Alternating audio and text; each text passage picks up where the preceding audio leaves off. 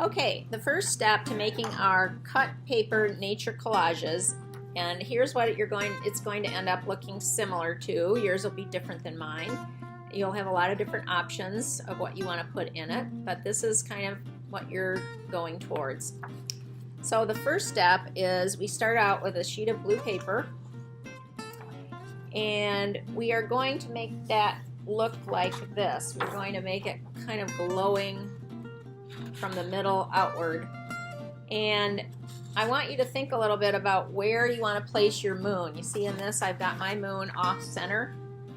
So think about it. If you want to have yours right in the middle, fine. If you want to have it on either side, that's fine. But decide now, because what I want you to do is create this kind of glowing effect differently depending on where your moon is. So if your moon's right in the center, then it will be equidistant, but mine is off to one side, so that means this side is further away from the moon. So I want this side to have heavier area of black in it, and then it just is a little bit lighter going around here. So let's say we're going to do that again. We're going to put the moon off center. So we take our paper and a stick of black chalk, and I'm just going to kind of shade it around like that.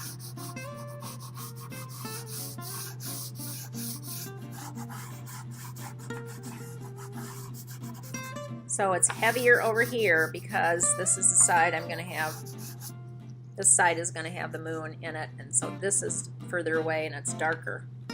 Now take your tissue and rub it in really good, firmly but gently, so you don't push the paper around too much, and blend it down. See how I'm blending it? I'm really rubbing it in and getting it nice and black along the edges, but then I'm kind of pushing it down and in as I go. And then now I'm going to take some blue and I'm going to kind of make it even more glowing, blending that up into the black.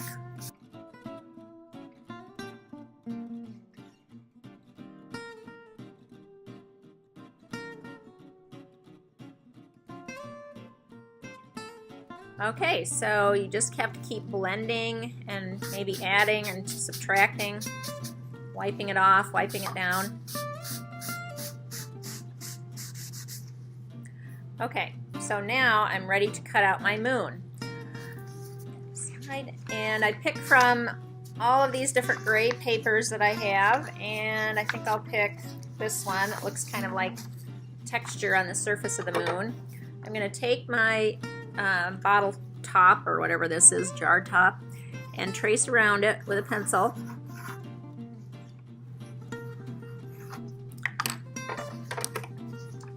And cut it out.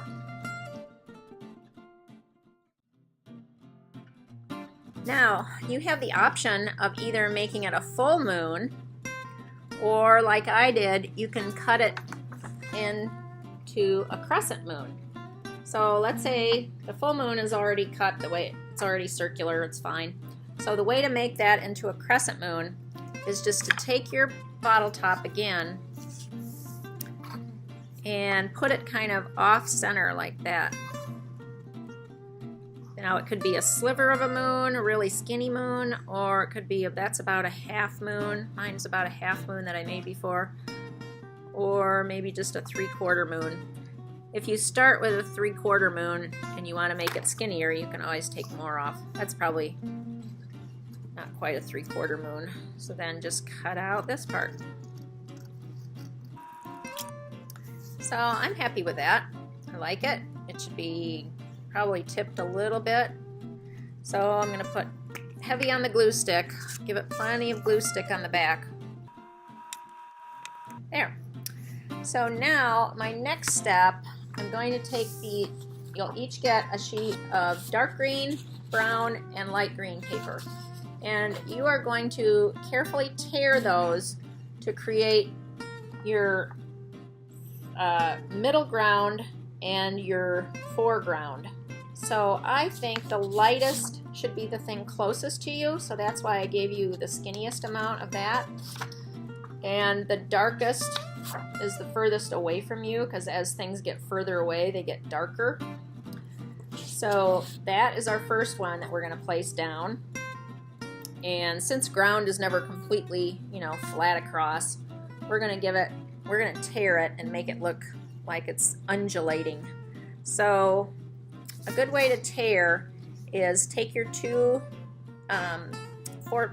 forefinger and thumb like that, and just guide with this side and rip with that side, and kind of make it, the slower you go, the more control you have.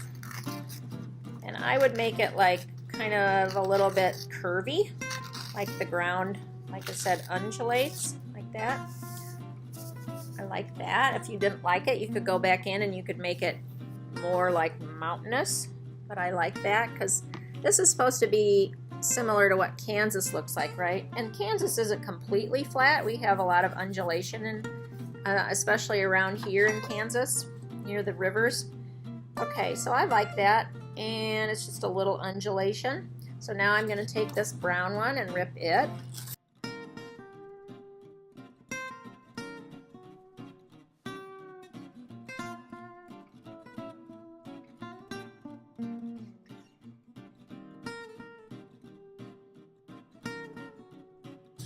There, kind of made a little mountain peak in it. Okay, and now my closest green area to me, I'm going to rip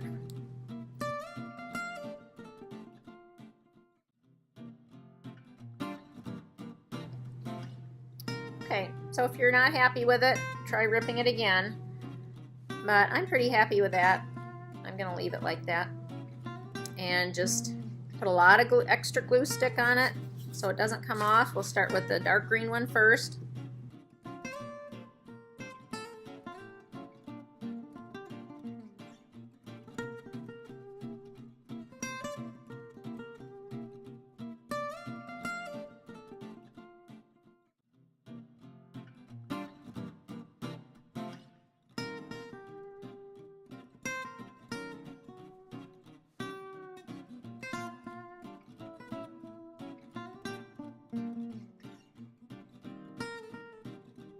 Really press it down good. Now the light green one. All right, there we go. There's step one. We get this far. We will do the next step tomorrow, where we add the trees and the animals.